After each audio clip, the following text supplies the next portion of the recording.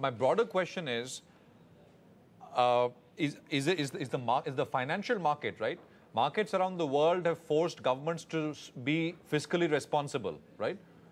Except maybe in the US, even there to a certain degree. That's right. But generally, financial markets have kept a tab on government spending, government expenditure. Can this new regime explain the need to spend on infrastructure purposes, hence widen the fiscal deficit a little bit and achieve higher economic growth? Is that likely to be the path that we're going to see this government following? What's your sense, sir?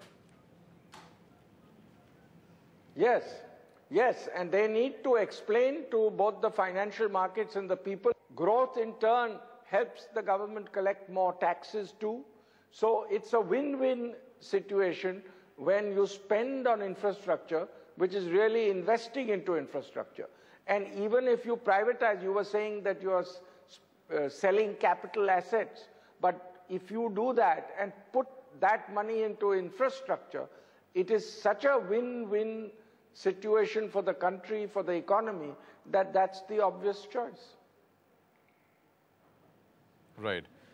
The other thing I think which we will see happening, automatically because markets have come up quite a bit, is deleveraging, right? A lot of companies which sort of had trouble balance sheet wise had already started to delever, sell assets, etc. over the last a couple of quarters. But as equity issuances will come back, that's an automatic process as markets go up. But does the corporate sector expect anything on that front from the government in the deleveraging process?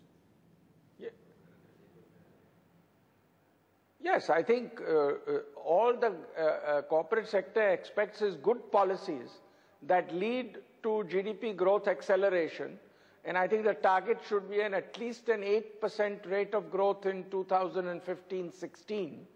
And if that track is followed, then clearly the stock markets will improve, primary issues will come into play, equity raising will be much more, and it will help company balance sheets to improve. It will help banks because non-performing assets would reduce. So overall, again, it creates a virtuous cycle.